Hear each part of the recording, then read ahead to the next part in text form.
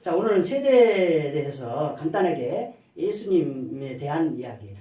오늘 본문의 말씀 뒤로 예수님이 직접 세례를 받으십니다. 그 말씀에 앞서서 세례 요한이 세례에 대한 두 가지 이야기를 해놓고 있습니다. 세례에 대한 두 가지 이야기는 반드시 우리가 알아야 돼요. 그래서 간단하게 그 이야기를 할까 합니다. 첫째, 요한의 세례를 이야기하고 있습니다. 이 요한의 세례는 물세례라고 하죠. 그래서 우리 11절 오늘 본문의 말씀 보면 물로 세례를 베풀거니와 그렇게 이야기를 하고 있습니다. 세례 요한은 인간이기 때문에 물로 세례를 베풉니다. 오늘 저도 마찬가지입니다. 물을 상징적으로 세례를 베푼다. 이 시간, 상징적으로 하는 이 시간에 하나님께서 성령으로 역사해서 불로 세례를 줄 걸로 저는 확신합니다. 아멘. 자, 이 물로 세례를 베푸는 것은 회개하게 하기 위함이다. 그래서 오늘 8절부터 이야기가 나오죠. 이거는 물로 씻음을 받는다 해서 구약의 제사 제도를 인용하고 있습니다. 그렇다면은 우리가 세례가 먼저냐 회개가 먼저냐는 문제예요. 물로 세례를 베푼 것이 회개하게 하기 위함이라고 했는데 물로 씻김을 한다고 했는데 그러면 회개가 먼저냐 세례가 먼저냐는 거예요. 닭이 먼저냐 알이 먼저냐. 그거는 어제도 세례 문답 하면서 말씀을 드렸지만은 성경을 아는 사람은 답이 간단히 나와버려요.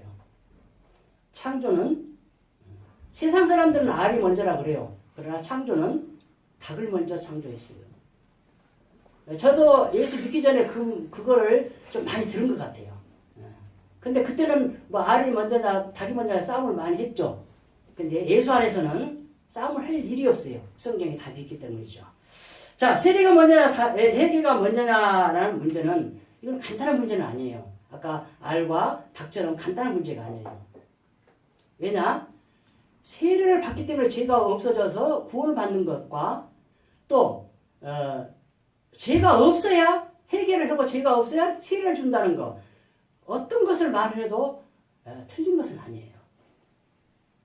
그러나 오늘 말씀을 보면은 무엇인가를 조금은 이해할 것입니다.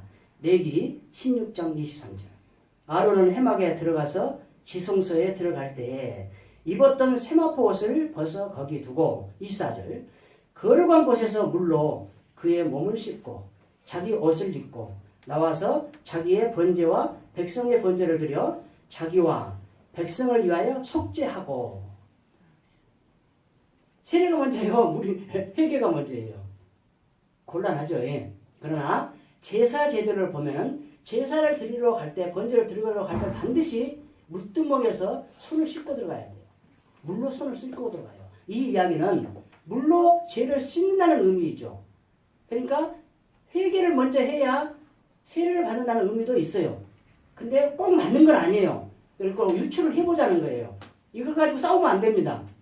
그거는 두 개 동시에 이루어져야 돼요. 동시에 이루어져야 되니까 그거는 싸울 일은 아니에요. 그러나 구약의 제사 제도를 보고 우리가 조금은 유추를 해보자는 얘기죠. 시편 26편 6절. 여호와여 내가 무죄함으로 손을 씻고 주의 제단에 두루 다니며. 7절. 감사의 소리를 들려주고 주의 기이한 모든 일을 말하리이다. 자, 여기서는 분명히 말씀합니다. 죄를 씻고 무죄해야 감사의 찬송이 나온다는 거예요. 이거는 확실합니다. 회개가 먼저, 세례가 먼저, 이거는 구분을 얼른 안 되지만은 하나님을 찬양하는, 감사하는 것은 누가 하냐는 거예요. 이거는 회개한 사람만 하는 거예요. 죄가 있는 사람은 할 수가 없어요. 자, 죄가 있는 사람은, 자, 무죄함으로 손을 씻고 주의 제사를 두루 다녀요. 이거는 제사를 드린다는 얘기죠. 그래서 감사의 소리를 들려주고 주의 기이한 모든 일을 말하자. 이건 또 전도죠. 그런다고 해서 전도를 꼭 회개 안 한 사람은 전도를 하지 말라는 뜻은 아니에요. 감사가 회개를 한 사람만이 감사가 나온다는 의미지 그런 전도하고는 의미가 조금 다릅니다. 자, 물로 세례를 베풀거냐. 두 번째, 천국이 가까이 왔기 때문에 회개하라는 거예요.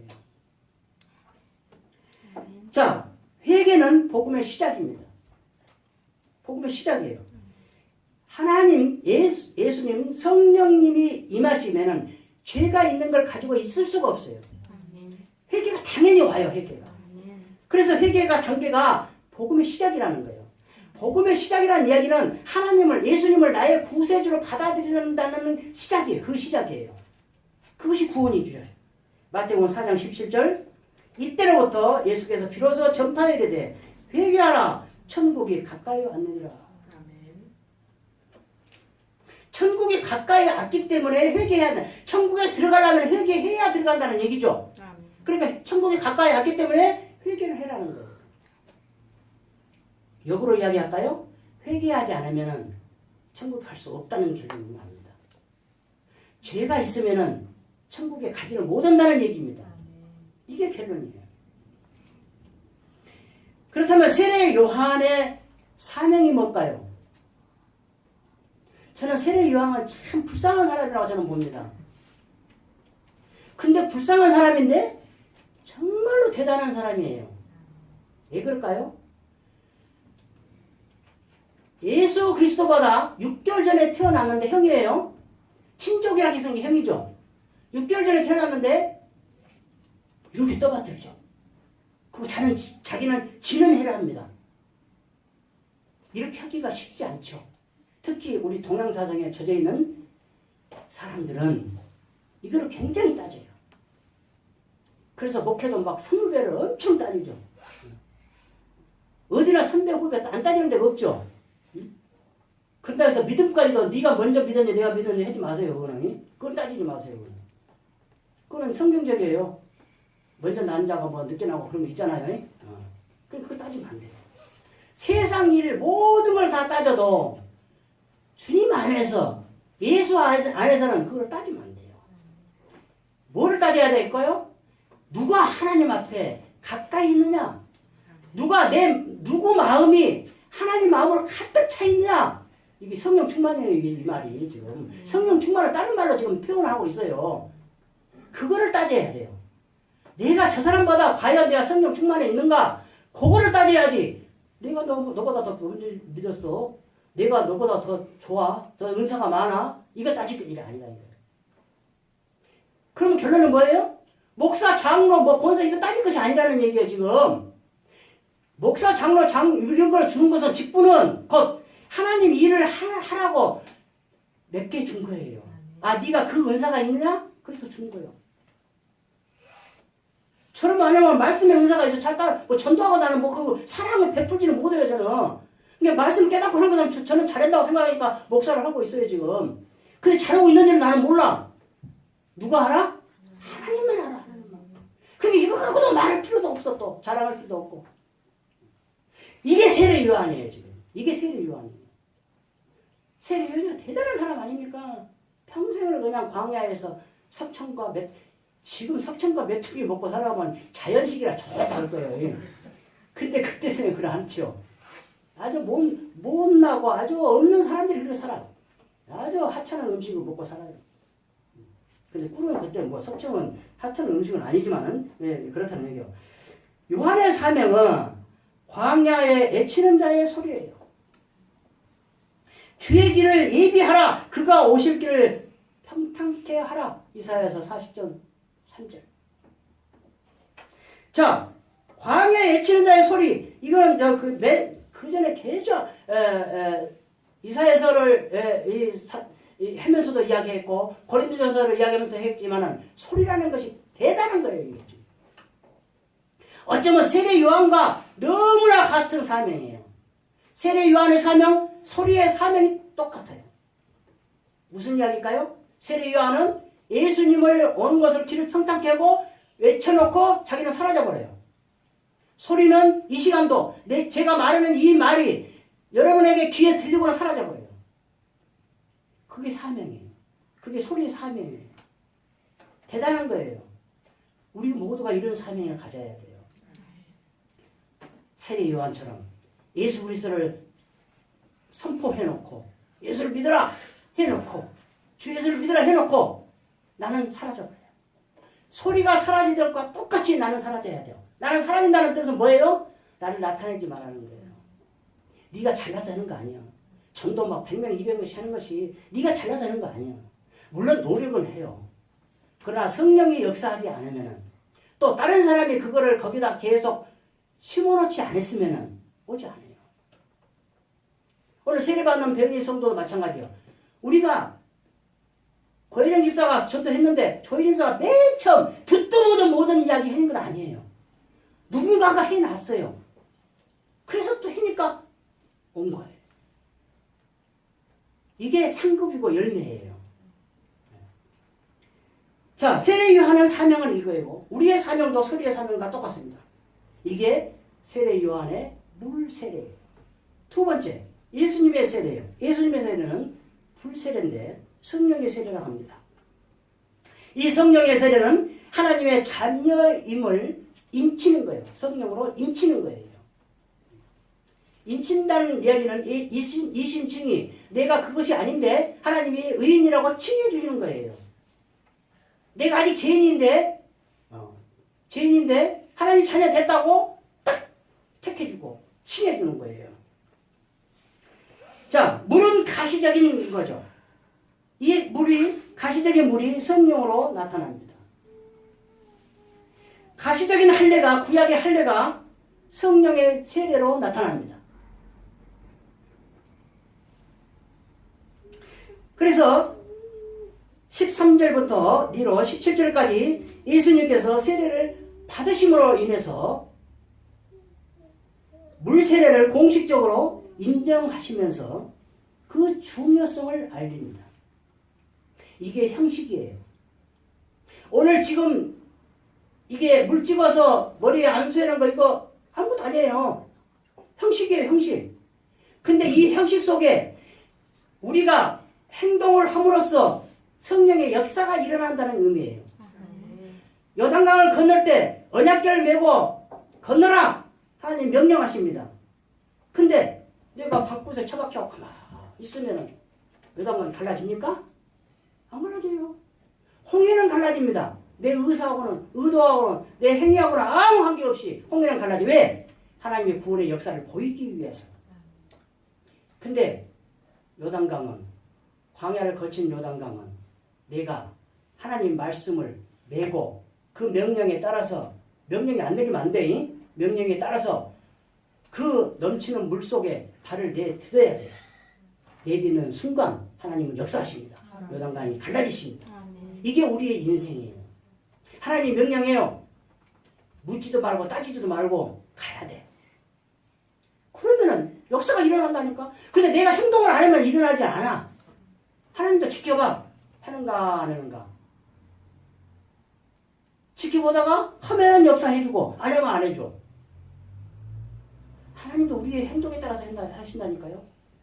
그러나 예가 있어요. 사도 바울처럼. 사도 바울이 함께 행동에 아무 상관없이 하나님이 쓰시고자 딱 집어서 택해줘요. 근데 우리는 그런 사도 바울 아니잖아요. 다. 예, 그죠? 우리 다 사도 바울 아니야. 대단한 사람이에요. 그 사람은. 왜? 하나님이 택해줬기 때문에 대단한 사람이라는 거예요. 우리도 그렇게는 택해주지 않았지만 우리도 하나님 알게 해주시고 택해줬기 때문에 우리도 대단한 사람이에요. 자부심을 가지십시오. 그러나 자만심에서는 가지면 안 돼요. 자부심을 갖고 사십시오. 이 불세례는 12절에 나왔듯이 심판을 말하고 있습니다. 근데 불은 꼭 심판을 말하는 거 아니에요. 자, 이건 좀 이따 나중에 하기로 하고, 초림은 어린 양을 이야기하고 있고 계속 제물을 이야기하고 있고 화목 제물을 이야기하고 있습니다. 초림으로 오신 예수님. 그러나 두 번째 오시는 재림의 예수는 심판주로 오십니다. 그 심판주로 오시는 예수님은 알곡과 쭉정이를 가르십니다. 왜 그렇게 가르실까요? 알곡은 곡간에 들이고 쭉정이는 태워보려고 가르는 거예요. 우리가 추수를 하는 거는 키질을 하는 키 다 아시죠? 키질을 하는 이유는 알곡과 쭉정이를 가르기 위한 행위예요. 그 다음 이렇게 세례를 두 가지로 나눴고 이 세례를 받고 회개를 하는 이유는 진노를 피하기 위함이에요. 그래서 마가복음 3장 7절에서 8절에는 요한이 세례를 받으러 나오는 무리에게 이르되 독사의 자식들아 누가 너에게 알려 장차 올 진노를 피하라 하더냐. 지금 세례를 받으러 오는 사람들에게 그렇게 이야기하고 있어요. 지금 장차 올 진노를 피하게 하라 그래. 뭐 세례를 받으면 피해진다는 얘기예요. 지금 이 이야기를 보면은 8절. 그러므로 회개에 합당한 열매를 맺고 속으로 아브라함이 우리 조상이라 말하지 말라. 내가 너에게 이르노니 하나님이 능히 이 돌들로도 아브라함의 자손이 되게 하시리라. 지금 회개를 하면은 세례를 받으면은 뭐를 하라고요? 그에 합당한 열매를 맺으라는 거예요. 그 열매를 맺지 않으면은 진노가 임한다는 거예요. 그래서 10절에 토끼가 나무 뿌리에 놓였다고 이야기를 하고 있어요. 그리고 그래서 좋은 나무를 열매를 맺으면은 그냥 놔두고 맺지 않으면은 찍어버려요. 버리게 만들어요. 그거를 이야기하고 있습니다. 진노가 있기 때문에 피하는 것이라고 이야기를 했고 피하는 것이 우리 모두의 관심사예요. 피해야 돼요. 누가복음 19장 38절에서 40절에는 예수님께서 예루살렘에 입성을 하십니다. 찬양하면서 소리를 지릅니다. 근데 바리새인들이 그 소리를 조용히 하라고 시킵니다. 그래서 예수님께서 말씀하십니다. 이 사람들이 침묵하면 돌들이 소리를 지르리라. 이야기는 하나님의 능력을 이야기하는 것이에요. 창조를 이야기하고 있습니다. 하나님의 능력은 돌들로도 아브라함 자손을 만들 수 있고 돌들로도 하나님을 찬양할 수 있다는 이야기입니다. 그러니까 그 찬양하는 소리를 막지 말라는 거예요. 이렇게 경고를 함으로써 그 경고를 듣고 합당한 열매를 맺어야 됩니다. 이 열매는 구원의 결과이면서 그 구원에 대한 확증시키는 겁니다. 이런 걸 뭐 더 자세히 못하겠고 오늘은 그냥 간단하게 넘어갑니다. 마태복음 21장 19절 길가에서 한 무화과 나무를 보시고 그리로 가사 잎사귀 밖에 아무것도 찾지 못하시고 나무에게 이르시되 이제부터 영원토록 네가 열매를 맺지 못하리라 하시니 무화과 나무가 곧 마른지라. 이거를 제가 설교를 했는데 생각이 나는 사람이 있는가 모르겠어요. 지금 무화과 나무에 가서 예수님이 열매를 찾아요. 근데 잎사귀밖에 없어요. 열매가 없어요. 그래서 저주를 하십니다. 그러니까 무화과가 바로 말라 죽어요. 근데 놀랍게도 이 시대는 무화과 나무에 열매가 맺는 시기가 아니에요. 예수님 너무하시죠? 열매를 맺는 시기도 아닌데 열매를 찾아서 열매가 없으니까 죽여버려요. 너무하시잖아요. 이게 인본주의예요. 이걸 따지면. 이거는 뭐를 이야기하냐? 열매를 맺고 안 맺고는 이거는 내 소관이 아니다. 또 때는 내가 하는 거 아니라는 거예요. 하나님 때예요. 하나님이 찾으면 찾는 거예요. 하나님이 정하시면 그가 때가 때예요. 그래서 전도 선자에게나 때에 대한 이야기를 다 나오죠. 이게 하나님 때라는 거예요. 나하고는 관계가 없어요. 열매도 나하고 관계가 없어요. 그러면은 이 무화과 나무는 불쌍하잖아요. 이게 인본주의라니까요. 유다도 불쌍하잖아요. 그렇게 쓰임받았으니까 불쌍하잖아요. 그래서 제가 항상 강조하는 얘기가 그거예요. 기도할 때마다 그걸 빼지 마시고 빼지 말라고. 내가 악한 도구로 사용되지 말고 선한 도구, 의의 도구로만 사용되게 하옵소서. 하나님께 항상 기도해야 돼요. 항상. 기도한 대로 이루어진다겠죠. 그 기도는 하나님한테 손해되는 기도가 아니잖아요. 내 유익도 되지만 하나님한테 손해는 없어요. 하나님한테 손해되면서 내 유익만 또 옆 사람들한테 손해를 보면서 내 유익만 취하는 기도는 하나님이 들어주지 않죠. 그러나 그것이 아니기 때문에 하나님은 들어주신다고 저는 확신합니다. 꼭 그 기도를 드려줘야 돼. 왜? 이 무화과를 보고. 하나님 그때가 내가 열매가 없을 때, 내가 열매를 맺지 못할 때 찾고 나를 저주하면 안 되잖아요. 무화과 나무가 나라고 생각하고 저는 그런 기도를 해야 된다고 봅니다. 야고보서 11장 13절 멀리서 잎사귀 있는 한 무화과 나무를 보시고 혹 그 나무에 무엇을 있을까 하여 가셨더니 가서 보신즉 잎사귀 외에 아무것도 없더라. 이는 무화과의 때가 아닙니다. 마가복음에서는 이 때를 이야기를 하고 있어요. 지금. 아까 마태복음에서는 때를 이야기를 안 했잖아요. 근데 마가복음은 지금 때를 이야기를 해놓고 있어요. 그래서 결론은 그 마가복음의 해석도 그래서 성경 해석은 여러 군데를 다 해봐야 돼요. 다. 그래서 한 군데만 가지고 이야기하면 그거는 이단이에요. 함부로 해석하면 안 됩니다. 자, 이 말씀을 이렇게 마치고 간단하게 두 가지 문제만 한번 생각해보고 말씀을 맺을까 합니다.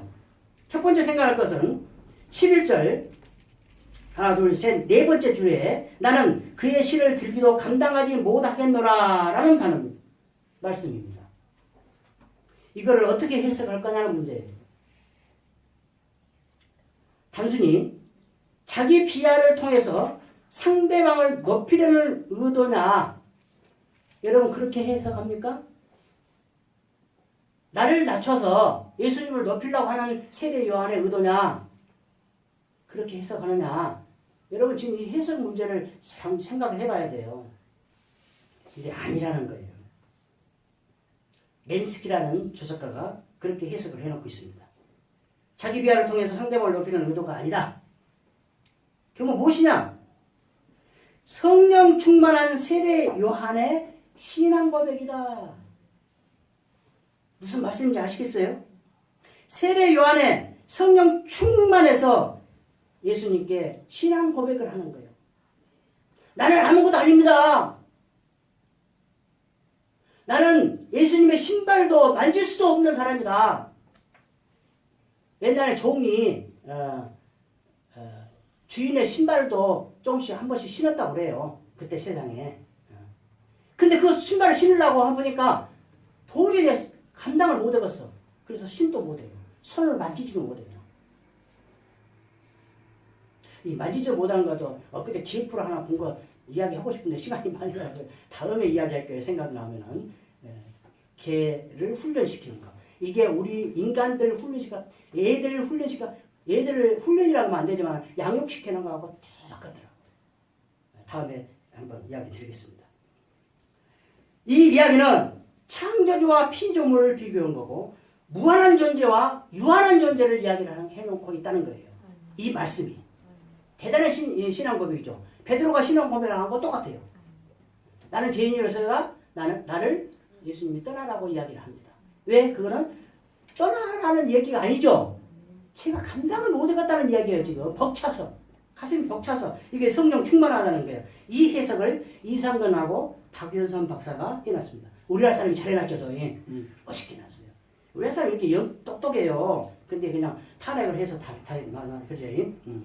그 다음 불의 의미를 한번 생각해 볼까 합니다. 오늘은 불은 심판으로 나타나죠. 물론 심판이 맞아요. 계시록도 보면 심판이에요. 그러나 다른 의미도 한번 성경의 일반적인 보편적인 해석을 한번 보자는 거예요. 그거는 인도하고 보호입니다. 이게 가장 잘 나타나는 것이 뭐예요? 출애굽 사건이죠. 우리를 인도하고 보호하는 거예요. 갈 길을 보여주는 것은 인도고 따뜻하게 해주는 것은 보호예요. 그래서 시편 119편 105절에서 주의 말씀은 내 발의 등이요 내 길의 빛입니다. 등이나 빛이나 똑같죠. 갈 길을 보여주는 거예요. 캄캄한 방을 길에 보여주는 거예요. 이게 인도하는 거예요. 출애굽 사건 보면 여러분 뭐 자세히 설명 안 해도 되겠죠. 보여주잖아요. 인도하는 것은 불기둥 구름기로 낮에는 구름기둥으로 인도하고 밤에는 불기둥으로 인도를 해요. 가야 돼요. 그거 따라서 가야 돼요. 또 정착했을 때는 정착이 아니죠. 거류죠. 거류. 거류에서도 잠깐 쉴 때는 낮에는 구름기둥으로 싹 가려서 어제 세례문답에서 그 이야기 했는데 세상에 생각해 보세요. 200만이 넘는 인구가 강에 널려 있는데 그 인구를 싹 덮어. 덮은 것을 구름으로 덮을 수 있다고 합시다. 하늘을 덮으면 되니까 다. 근데 밤에 추워요. 근데 그거를 불기둥으로 전부 다 따뜻하게 해줘요. 이 좁은 공간에 여름에 시원하게 한 것보다 겨울에 난방하는 게 돈이 훨씬 더 듭니다. 근데 그 넓은 땅을 따뜻하게 하려면 돈이 얼마나 들어갈 거예요? 돈이 문제가 아니고 인간은 할 수가 없어요. 그걸. 인간은 할 수가 없어요. 200만이 들어가는 거 여러분 난방 해놓은 거 본 적 있습니까? 하나님만이 할 수 있어요. 그거를 출애굽 사건에서 인도와 보호를 이야기를 해놓고 있습니다. 말씀 맞습니다. 이렇게 경고하시는 것은 회개하고 구원을 받게 하기 위함이에요.